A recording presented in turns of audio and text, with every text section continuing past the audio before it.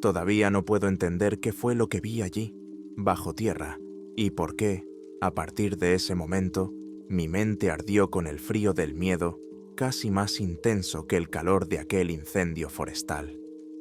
Después de todo, había trabajado como rescatador de incendios durante décadas y pensaba que estaba acostumbrado a las situaciones extremas, al infierno abrasador, a las llamas feroces dispuestas a consumirlo todo a mi alrededor.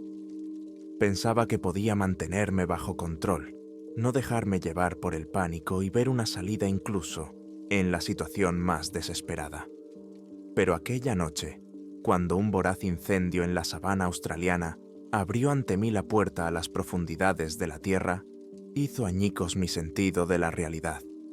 Es una historia que empezó en medio de incendios, de esos que arrasan decenas e incluso cientos de hectáreas de terreno. Yo y mis colegas del servicio de bomberos trabajábamos sin descanso, viajando de un incendio a otro, intentando proteger hogares, personas y la propia naturaleza. A veces parecía que no tenía fin. El humo cubría el cielo, el día se volvía crepuscular y las noches se iluminaban con la luz púrpura de las llamas. Parecía como si la propia tierra hubiera decidido encenderse, queriendo quemar todo a su alrededor.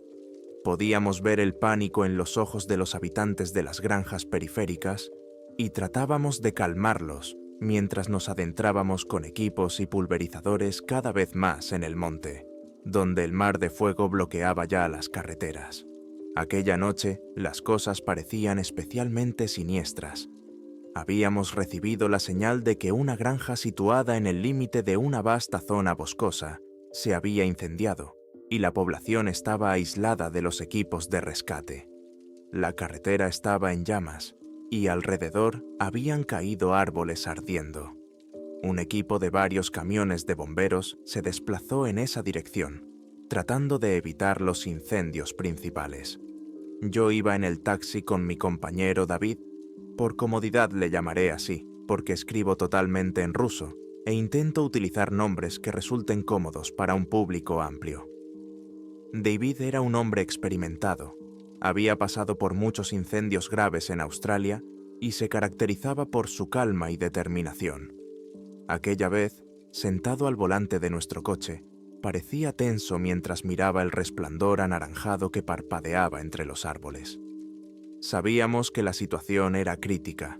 Si no salvábamos a tiempo a aquellas personas de la granja, podrían morir en el anillo de fuego. A medida que nos acercábamos a la zona, se hizo evidente que las carreteras estaban bloqueadas por troncos caídos, que ardían tanto que era imposible acercarse a ellos. Empezamos a buscar desvíos, moviéndonos por caminos rurales, bordeando las cortinas de humo. Los otros vehículos no daban ninguna comunicación, quizás estaban atascados en otras zonas. Nuestra comunicación por radio no dejaba de resollar. A veces se oían las voces de los expedidores en el aire, intentando desesperadamente conciliar las coordenadas, pero todo quedaba ahogado por los crujidos. La visibilidad era pésima y nos rodeaba una nube de humo. Las copas de los árboles que teníamos encima se desmoronaron con un crujido. Las ramas ardiendo cayeron al suelo, salpicando chispas y brasas. Aún encontramos un estrecho sendero que llevaba por la colina hasta la granja, pero cuando empezamos a abrirnos paso por él, nos dimos cuenta de que el fuego lo había cortado por la mitad. Los altos arbustos habían estallado, creando una sólida línea de llamas. David, maldiciendo, paró el coche. Nos dimos cuenta de que tendríamos que encontrar un camino a pie, despejando un espacio para llegar al menos a esa granja. Un segundo coche de nuestro equipo se detuvo detrás de nosotros. Tom era el conductor y le acompañaban unos cuantos chicos.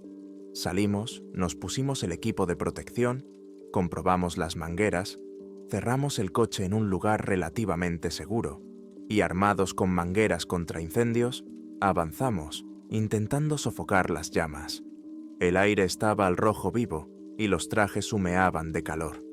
Sentía como si me ardiera la piel bajo la máscara protectora, aunque todavía había capas de material especial entre el fuego y yo. Echábamos chorros de agua para hacer un pasadizo, pero las llamas seguían ardiendo. Las lenguas de fuego se elevaban por encima de nuestras cabezas y el viento llevaba las chispas más lejos. Detrás de nosotros, los demás gritaban, lanzaban espuma y agua, pero era inútil. De repente, David me señaló que a la derecha podía ver una especie de grieta en la colina, abierta probablemente después de que algunas rocas se hubieran derrumbado por el intenso calor y el viento. Antes no estaba allí, pero ahora la roca se había agrietado y se había formado un estrecho pasadizo bajo ella. Pensé que podría ser un breve refugio contra el furioso fuego, o incluso una forma de evitarlo. Le dijimos a Tom que comprobaríamos si había alguna forma de rodear el muro de fuego. Tom contestó que intentarían contener las llamas un poco más y que luego también irían a por nosotros. David y yo corrimos hacia aquella grieta, agachándonos bajo las olas de calor. Las ramas carbonizadas chasqueaban bajo nuestros pies y era difícil respirar, incluso a través del respirador con filtro. Cuando nos acercamos a la grieta, vimos que detrás de ella no había solo un pequeño nicho, sino todo un pasadizo que se adentraba en la colina. Al parecer, los procesos geológicos habían creado una cavidad en el interior, y el fuego había dañado las capas exteriores, abriendo la entrada. Entramos iluminando el camino con linternas. Llevábamos linternas frontales, ya que a menudo combatimos incendios de noche y es necesario iluminar entre el humo. Dentro, olíamos a tierra húmeda y piedra, y fuera aún se oía el rumor de las llamas y el crepitar de las ramas. Dentro, sin embargo, el pasillo era sorprendentemente espacioso. David dijo que era extraño. Era como si el túnel lo hubiera hecho alguien, porque la bóveda era muy plana y las paredes tenían pocos rastros de mano de obra. ¿Podría tratarse de una vieja mina abandonada o de una cueva que alguien había intentado ampliar, pero no había terminado? Caminamos unos 15 metros y las llamas del exterior dejaron de alcanzarnos. Dentro hacía más fresco y el humo apenas penetraba. Me di cuenta de que la bóveda estaba un poco doblada y había fragmentos de roca esparcidos por el suelo, con una especie de losas de piedra entre ellos. Me agaché para mirar, pero David me apremió diciendo: «Intentemos ver a dónde conduce este túnel. Si lleva al otro lado de la colina, hay una posibilidad de que podamos eludir el fuego y salvar a la gente de la granja». Pero el camino seguía y seguía, serpenteando sin parar. Llevábamos caminando unos 10 minutos cuando, de repente, el pasillo se ensanchó, revelando una especie de sala subterránea. Nos detuvimos asombrados. A la luz de las linternas, pude ver que las paredes eran de bloques de piedra, cubiertos en algunos lugares con algún tipo de talla o dibujo. No podía ser obra de la naturaleza. Alguien había levantado estas estructuras en algún momento. Había polvo y pequeños guijarros en el suelo, pero podía ver formas, columnas, pasadizos, incluso pequeños arcos. Sentí un ligero escalofrío en mi interior. En Australia hay cuevas con pinturas rupestres aborígenes, pero tener estructuras subterráneas así, e incluso tan antiguas. David avanzó unos pasos, encendió más la linterna y vimos una calle, si se puede llamar así, que se extendía en la distancia. Un estrecho callejón entre murallas que, de algún modo, recordaba a una ciudad antigua. Yo estaba inquieto. Afuera había un incendio. Estábamos en una situación desesperada. Y aquí, toda una ciudad subterránea. Se me pasó por la cabeza una idea. Quizá fueran catacumbas abandonadas de la época de los colonos, pero algo me decía que la estructura era mucho más antigua. Las piedras que podía ver en las paredes eran enormes bloques, colocados con sorprendente precisión. El polvo parecía haber permanecido durante siglos. Decidimos caminar hacia adelante, ya que de todos modos no teníamos forma de volver a través del fuego. Saqué la radio e intenté llamar a Tom, pero al otro lado solo se oían ruidos y crepitaciones. La señal no llega, tal vez sea una interferencia desde el otro lado de la colina, dije. David asintió y nos pusimos en marcha, manteniéndonos juntos para no perdernos. Caminamos con cuidado, porque no sabíamos lo que nos esperaba en aquel extraño lugar. El suelo estaba hundido y había grietas bajo los pies que olían a tierra y a olor rancio.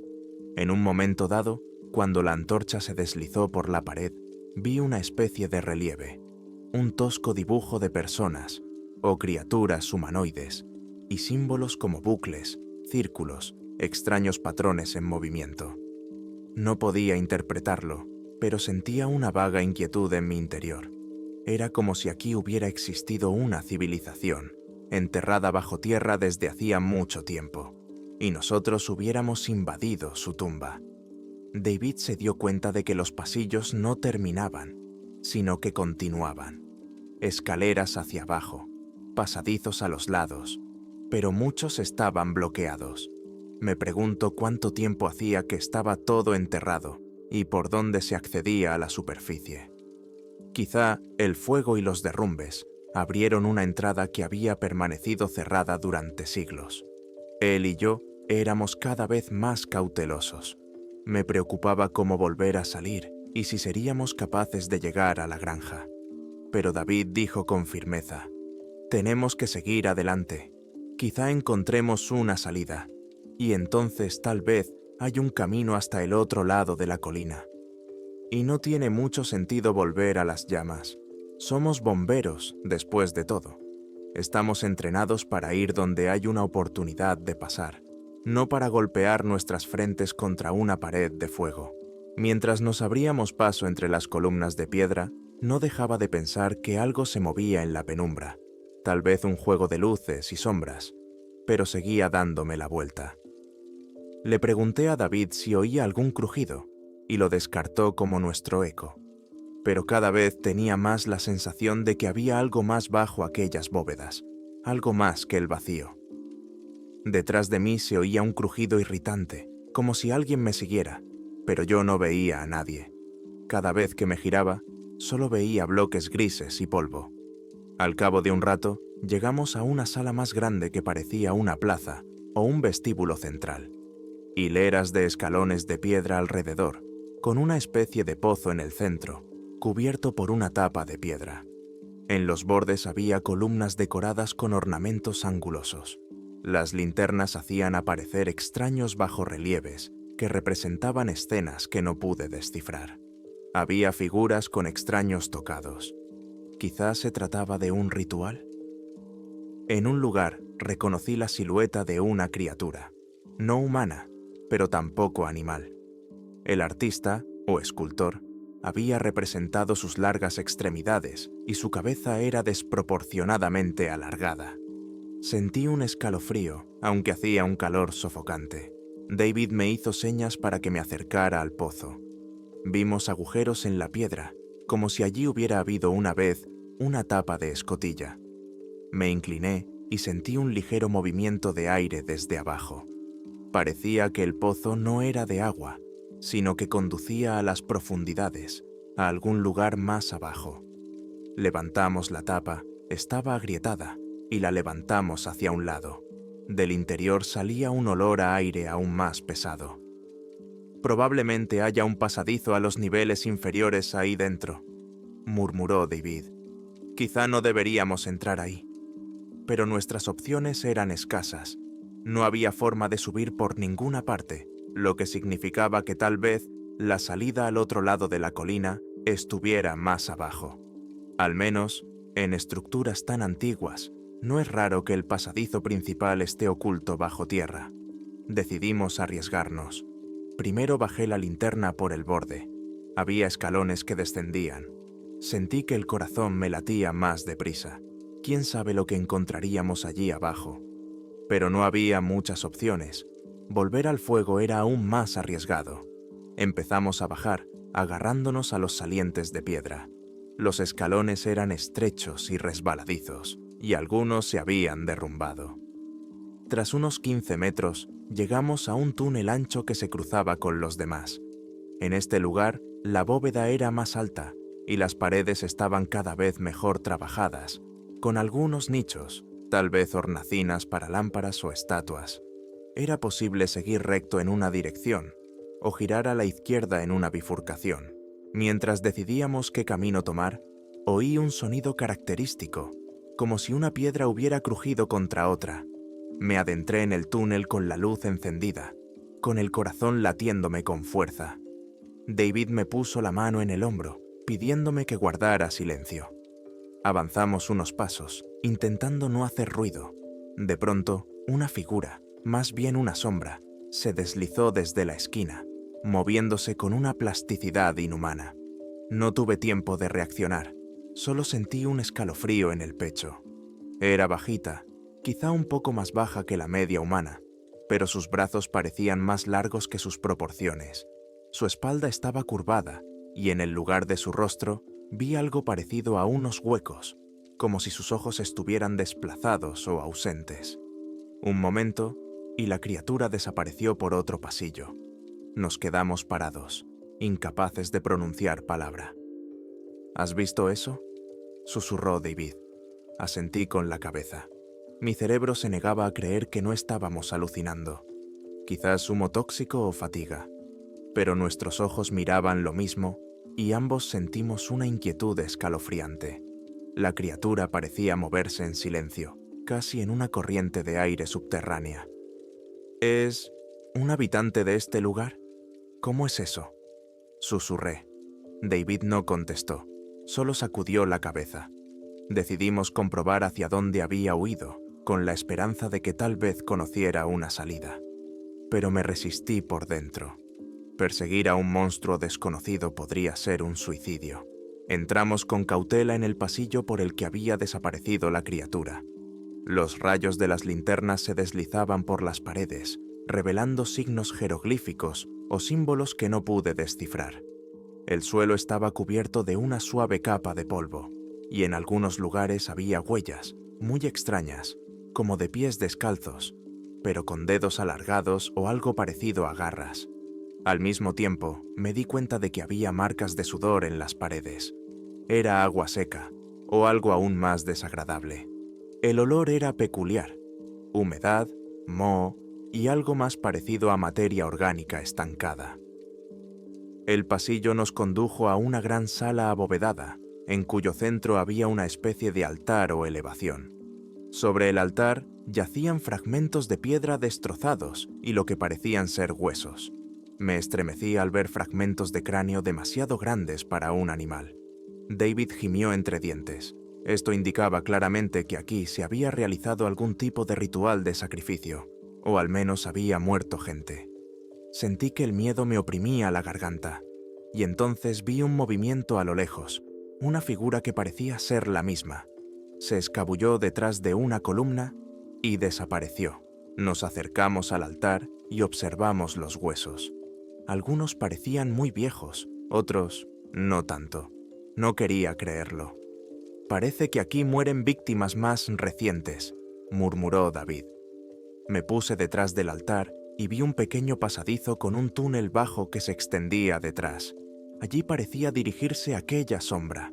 No sabía si tenía sentido perseguirla, pero la curiosidad o la desesperación nos empujó hacia adelante. Trepamos por la abertura. Allí se abría un pasadizo con una curva cerrada, difícil de iluminar. De repente se oyó un quejido grave, como el de un animal o una persona dolorida. Me quedé helado. ¿Había alguien vivo ahí abajo? Avanzamos más deprisa, pero enseguida nos encontramos en un tramo muy estrecho por el que teníamos que caminar solos. Mi linterna distinguía paredes torcidas, revestidas en algunos lugares con losas. La sombra que teníamos delante desapareció de nuestra vista, pero el sonido de los gemidos aumentó, y salimos a una pequeña celda. Podíamos ver algo parecido a una rejilla incrustada en el suelo, y más allá un abismo que descendía. Era evidente que aquel lugar tenía la función de una prisión o de un pozo. Y, lo peor de todo, había una figura humana tendida junto a la rejilla, un hombre con la ropa hecha jirones, casi inconsciente. Atónito, David corrió hacia él. ¿Cómo había llegado este hombre hasta aquí? Parecía que le habían herido. Tenía notables arañazos profundos y mordiscos, o algo parecido en el cuerpo. Apenas respiraba e intentaba susurrar algo. Me incliné hacia él y le pregunté: «¿Quién eres? ¿Qué ha pasado?». Pero solo sollozaba, tragando aire. Sus ojos daban vueltas y vueltas, llenos de terror. Un par de veces repitió algo que sonaba como: «Se han despertado. No podemos ir más lejos». Intentamos vendar sus heridas, ayudar como pudimos. Teníamos pequeños botiquines, pero su estado era extremadamente grave. Queríamos sacarlo de aquí, pero de repente se agachó, se encogió, gimió. Luego se levantó un poco, me agarró por el cuello y me espetó roncamente: «¡Corre! No hay salida». Las últimas palabras se ahogaron en una tos. Se estremeció y enmudeció. Me di cuenta de que no respiraba. Era la verdadera muerte ante mis ojos. David y yo nos miramos horrorizados. ¿Quién podía ser? ¿Un viajero perdido en estas mazmorras? ¿O de otro rescatador? El cuerpo no parecía muy viejo. Miré las laceraciones y me di cuenta. Algo con garras o dientes afilados lo había atormentado. Una gélida oleada de pánico me envolvió. Estábamos atrapados en una trampa mortal, sin salida, y criaturas capaces de matar a la gente vagaban por el laberinto. De repente todo estaba abarrotado y daba miedo. David me agarró del hombro. «Tenemos que salir, maldita sea. No podemos quedarnos aquí». Estuve de acuerdo. Volvimos a deambular por los pasillos durante un rato, intentando recordar el camino. Pero todo estaba revuelto. Los pasillos se repetían. Los pasadizos llevaban de vuelta a donde parecíamos haber venido antes, pero ahora todo parecía diferente. Tuve la vaga impresión de que los propios pasillos se movían o cambiaban ilusoriamente. Eso es lo que pasa cuando entras en pánico. Pierdes el sentido de la orientación. En uno de los pasillos nos encontramos con la criatura. Estaba a unos 15 metros, de cara a nosotros, si es que se le podía llamar cara. Las linternas revelaban una figura delgada, de piel arrugada y color tierra. No pude distinguir sus ojos, solo unos huecos oscuros. La boca, o la hendidura donde solía estar la boca, estaba abierta, y de ella manaba una espesa saliva. La cosa no parpadeaba mucho, solo inclinaba la cabeza hacia un lado, como si escuchara. Puede que no viera, pero oía. Sentí que mis músculos se agarrotaban en una parálisis de terror. David siseó: «Shh». Nos quedamos inmóviles. La criatura no arremetió, pero lentamente, a pequeños pasos, se acercó a nosotros. Había una especie de plasticidad irregular en sus movimientos. Retrocedimos. No queríamos movernos bruscamente para no provocar un ataque. Sentía el sudor en las palmas de las manos. De repente, la criatura abrió más la boca y emitió un resoplido grave que se convirtió en un chasquido. Parecía intentar examinarnos al oído. David no aguantó más y encendió la sirena de su radio. Tenemos esta función para avisar cuando nos quedamos atascados o perdemos la orientación. Un sonido agudo y fuerte resonó por el pasillo. La criatura se estremeció como si la hubieran aturdido. Siseó y se alejó arrastrándose por la pared. Aprovechamos el momento y retrocedimos. El jadeo de la criatura se alejaba, pero nos dimos cuenta de que en cualquier momento podría volver a encontrarnos. Tenía la esperanza de que la sirena y el ruido rompieran el muro de interferencias y nuestros chicos de fuera nos oyeran. Pero estábamos en las profundidades y era ingenuo esperar que alguien llegara hasta nosotros. Solo nos quedaba un objetivo: encontrar una salida por nuestra cuenta. Caminamos cada vez más rápido, sintiendo cómo el túnel bajaba, subía y a veces se bifurcaba en varios pasadizos. Elegimos al azar el camino hacia donde pudiéramos oír la más leve corriente de aire. En un lugar me pareció percibir un ligero olor a humo. Quizás significaba que el bosque seguía ardiendo sobre nosotros y parte del humo penetraba por las grietas, pero no se podía determinar ninguna dirección. Así que llegamos a una nueva sala enorme. Allí, para nuestro asombro, había hileras de casas de piedra, como calles subterráneas, aunque muchos de los edificios se habían derrumbado. Distinguí aberturas arqueadas, como entradas. El lugar estaba muerto, pero al mismo tiempo su escala era tan grande que me mareaba. «Una auténtica ciudad subterránea», murmuró David. Bajo mis pies yacían pequeños cascotes y escombros, entre los que sobresalía algún que otro hueso. Quizá fueran los restos de habitantes muertos hacía mucho tiempo, pero seguía sin estar claro quiénes eran los habitantes y por qué había muerto la ciudad. Nos dimos cuenta de que no podíamos verlo todo. Teníamos que encontrar una salida. Decidimos subir a una especie de montículo o colina dentro de esta sala. Había una enorme estatua de una criatura con la cabeza extendida y alas o brazos extendidos a los lados. Tal vez esta estatua en particular tuviera un significado de culto. Intento no pensar en los rituales que se celebraban aquí hace miles de años, pero había una atmósfera de antigüedad incomprensible y algo prohibido. Mientras nos abríamos paso entre las estructuras derruidas, volví a sentir ese sonido de raspado. Cuando miré a mi alrededor, noté movimiento en un rincón oscuro. Luego otro. Parecía que allí se escondía más de una criatura. Aceleramos el paso. De repente, la misma criatura saltó de detrás de las rocas, seguida de otra similar. Dos siluetas delgadas. Sus movimientos eran rápidos, como sacudidas, y sus posturas antinaturales. Uno de ellos, me di cuenta, se orientaba a los sonidos inclinando la cabeza. El otro tenía lo que parecía un brazo deformado. Siseaban y hacían chasquidos rítmicos. Me di cuenta de que se comunicaban entre ellos como los murciélagos lo hacen con la ecolocalización. Al parecer, nos habían detectado. Nos pusimos en marcha sin pensarlo 2 veces, alrededor de los edificios de la ciudad, a través de las ruinas, tropezando, dando tumbos. Las criaturas empezaron a perseguirnos. Podía oír el crujido de sus patas y garras. Mi corazón latía frenéticamente. David se dio la vuelta, soltando una carga del pequeño extintor que habíamos cogido. No había muchas posibilidades, pero la nube de pólvora que se levantó podría haberlos asustado por un momento. Un chillido me hizo estremecerme. Una criatura se echó hacia atrás, pero la otra continuó la persecución. Doblamos una esquina y nos metimos en un pasadizo semienterrado por el que subían unas escaleras. Podía oír el crujido de las rocas detrás de nosotros mientras la criatura seguía avanzando. Las escaleras eran estrechas, con tramos rotos en algunas partes.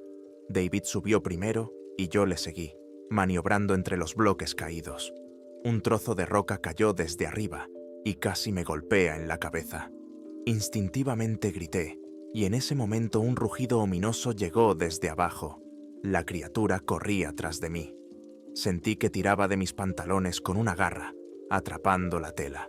Con un tirón desesperado, me aparté y se oyó el sonido de la tela rasgándose. Un grito ronco escapó de mi garganta, pero no pude detenerme. David me tendió la mano y me ayudó a subir al rellano, donde había otra escalera. Empecé a sentir una ligera ráfaga de aire desde arriba. Tal vez eso significaba que la superficie estaba cerca. Corrimos hacia arriba, con los sonidos de la persecución detrás de nosotros. Sabía que estas cosas tenían velocidades de vértigo, pero ¿quizá no quieren ir muy lejos en las capas superiores? ¿O tienen problemas con las luces brillantes? Nos adentramos en un nuevo corredor, más húmedo y fresco. Al parecer, la colina es más empinada aquí, y por lo tanto más cerca de la superficie. David gritó emocionado. «¡Hay una especie de brecha!». Vi que, en efecto, había una grieta vertical en la pared del corredor, por la que se filtraba un rayo de luz más brillante, tal vez la luz de la luna o el resplandor de una hoguera. Corrimos hacia la grieta, intentando apartar los escombros. Las rocas no cedieron de inmediato, y tuvimos que utilizar los hombros y la palanca que David llevaba en el cinturón. Detrás de nosotros se oían los zarpazos. Sentía que los segundos marcaban la diferencia. Por fin la grieta se ensanchó lo suficiente para pasar. David pasó primero. Yo entré después, lastimándome el hombro. Una vez atravesada la grieta, caímos a una ladera sembrada de brasas y cenizas. Al parecer, el fuego ya había pasado por aquí, lo había calcinado todo, y ahora el viento enfriaba el suelo. Había una sombría nube de humo en el cielo, a través de la cual brillaba la tenue luz de las estrellas. Miré hacia atrás. De una grieta cubierta de restos de piedra salió un silbido feroz. Las criaturas no parecían atreverse a trepar tras nosotros. ¿Quizá les intimidaba el mundo superior? ¿O el aire brillante mezclado con humo? En cualquier caso, no esperamos a que se armaran de valor. Huimos a través de los matorrales carbonizados, a riesgo de caer en una zambullida. De vez en cuando, el silencio se veía interrumpido por el lejano rugido del fuego, que aún no estaba totalmente controlado. Pero aquí el fuego parecía haberse alejado, y el suelo era solo cenizas. Era difícil correr cuando no estábamos acostumbrados. Estábamos agotados, nos dolía la espalda y nos costaba respirar. Pero perseveramos hacia adelante, intentando identificar al menos algunos puntos de referencia. Pronto percibimos débiles destellos, quizá fueran las linternas de nuestros compañeros. Todo se calmó un poco. Aún así, mis nervios estaban a flor de piel. Intenté no pensar en la ciudad subterránea y en aquellos monstruos, pero los recuerdos afloraron con dolorosa claridad. Hace apenas unas horas íbamos de camino a salvar la granja, y ahora no sabemos qué decir. ¿Quién creería nuestro cuento de las antiguas estructuras subterráneas existentes? Nos encontramos con una carretera nivelada que habían puesto los bomberos, al parecer para detener el fuego. Por ella avanzamos y finalmente vimos los familiares destellos rojos de los coches de bomberos. Tom y algunos otros chicos estaban allí. Respiraron aliviados cuando nos vieron e inmediatamente empezaron a preguntar dónde habíamos estado perdidos. Les dijimos que habíamos encontrado una grieta y estábamos atrapados, pero que habíamos salido. Apenas mencioné la ciudad subterránea, pero habría sonado demasiado salvaje con todos los chicos allí. David también guardó silencio y solo dijo brevemente que habíamos quedado atrapados bajo tierra y que ahora teníamos problemas con el equipo. Nadie preguntó en detalle, pues a todo el mundo le daba igual. Teníamos que acabar con el fuego y comprobar la zona donde podía haber quedado gente. Más tarde, cuando el fuego se hubo apagado y la situación estaba más o menos estabilizada, David y yo le dijimos a Tom en privado que había alguna estructura subterránea que se había abierto por el derrumbe y que allí estaba pasando algo muy extraño. Tom, por supuesto, no se lo creyó. Dijo que ambos estábamos estupefactos por el humo de monóxido de carbono, o tal vez habíamos encontrado una mina abandonada. Me doy cuenta de que habéis estado bajo estrés, pero una ciudad subterránea, criaturas, suena a tontería, chicos. Sonrió. No discutimos. Todo parecía demasiado ridículo. Al día siguiente, los dos volvimos corriendo al lugar, intentando encontrar la entrada. Pero vimos que la roca se había derrumbado parcialmente y el fuego lo había cubierto todo de ceniza. La grieta estaba cubierta de roca y tierra y no quedaba ni rastro. Experimenté un sentimiento contradictorio de alivio y horror. Alivio de que tal vez aquellas cosas estuvieran encerradas. Horror de que nadie pudiera verificar nuestras palabras.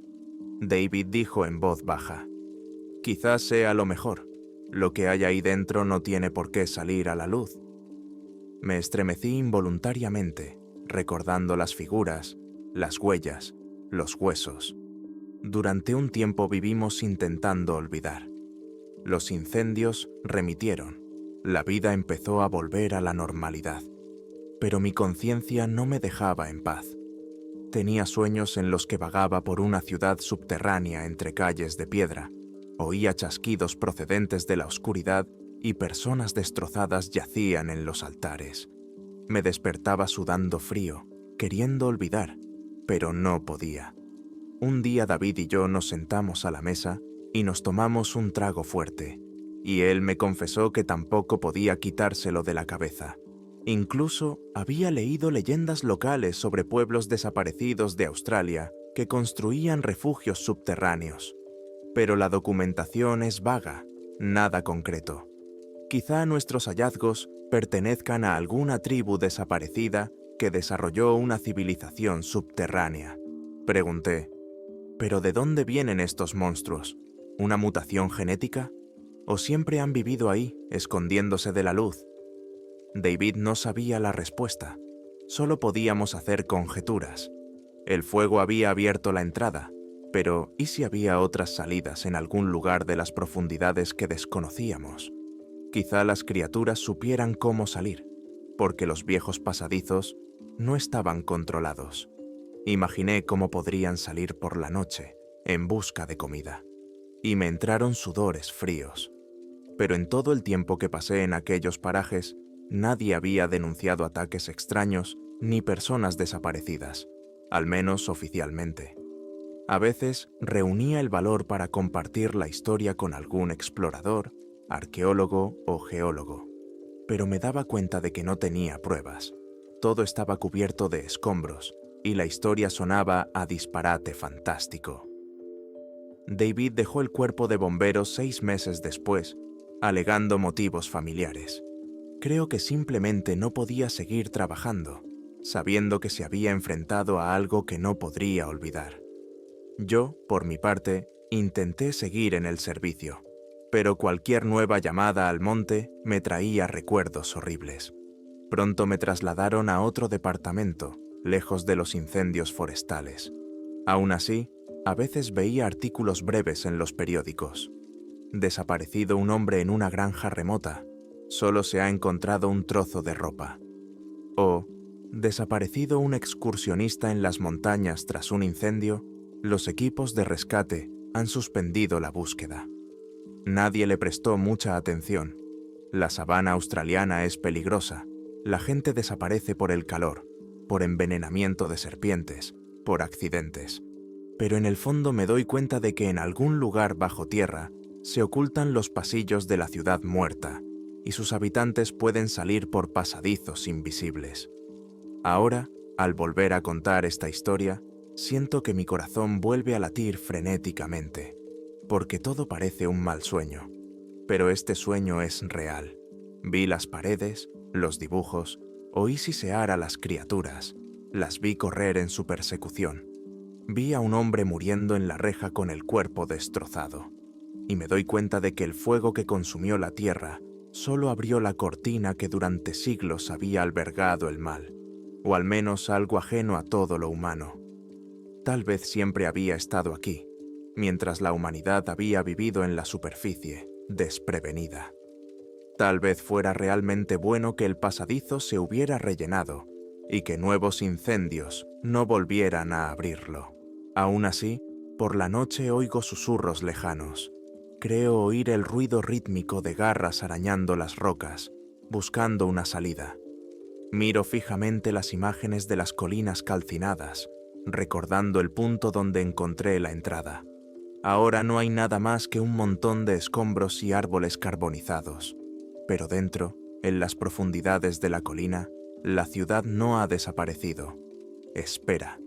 Y sus habitantes, desprovistos de sol y de piedad humana, viven según sus propias leyes. Y no estoy seguro de que un día no salgan en masa si encuentran un nuevo camino. Imagina encontrarte por la noche en el bosque con una criatura similar que se mueve en silencio, navega por ecolocalización y no tiene piedad. Sé la pesadilla que podría acabar siendo. El tiempo pasa, la vida se desvanece. A veces pienso que los sucesos de aquella noche son solo producto de una mente inflamada. Pero las cicatrices en mi pierna de las garras de la criatura, los rastros de fuego en mi traje, las visiones que reverberan en mis sueños, todo dice lo contrario. Pero, ¿quién querría creer una historia sobre una ciudad subterránea en Australia, llena de gente asesina o mutantes sin ojos? Yo mismo no lo habría creído si no hubiera estado allí. Con el tiempo me di cuenta de que mi trabajo era solo advertir. Quizá cuando se produzca otro incendio en la misma zona, u otro derrumbe, alguien vuelva a encontrar la entrada a este laberinto muerto. Y esa persona debe saberlo. Allí no hay ningún tesoro, no ha quedado ninguna civilización, sino entidades hambrientas que no tolerarán a los visitantes. Si ves una grieta que conduce a las profundidades, aléjate, no te metas. Como bombero rescatador, te digo que no salvarás a nadie más que a tu propio cuello si huyes. A veces me remuerde la conciencia por los que podrían haber seguido vivos en las profundidades. Pero el sentido común me dice que todos los que están ahí no tienen ninguna posibilidad, como ese desconocido de las rejas. Aunque lo hubiéramos encontrado antes, esa cosa no nos habría dejado en paz. Lo siento, desconocido. Perdóname si quemamos más de lo que puedo soportar. Hice lo mejor que pude.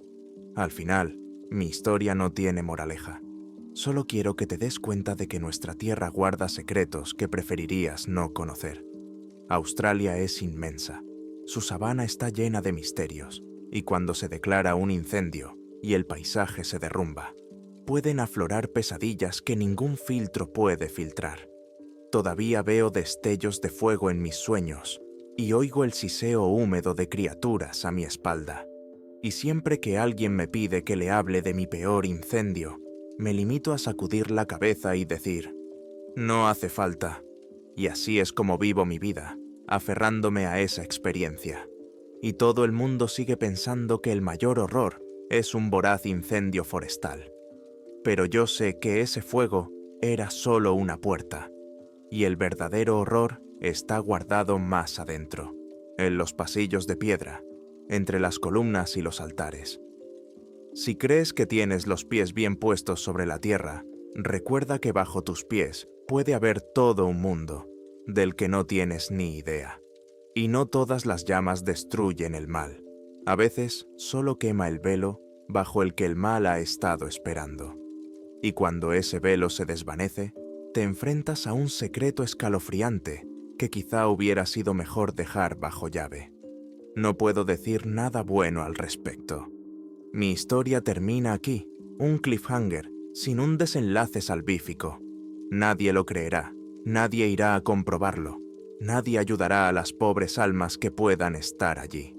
Se quedará así, la terrible verdad oculta bajo las cenizas del incendio, en los corazones de un par de bomberos que sobrevivieron contra todo pronóstico, y en un mundo que tiende a pasar por alto estas cosas. Que el humo se lleve mi grito. Todo lo que tengo que hacer es temblar en un sudor frío por la noche, recordando los susurros de los túneles oscuros, y recordar que cualquier incendio puede reabrir las puertas de lugares a los que una persona normal nunca debería ir.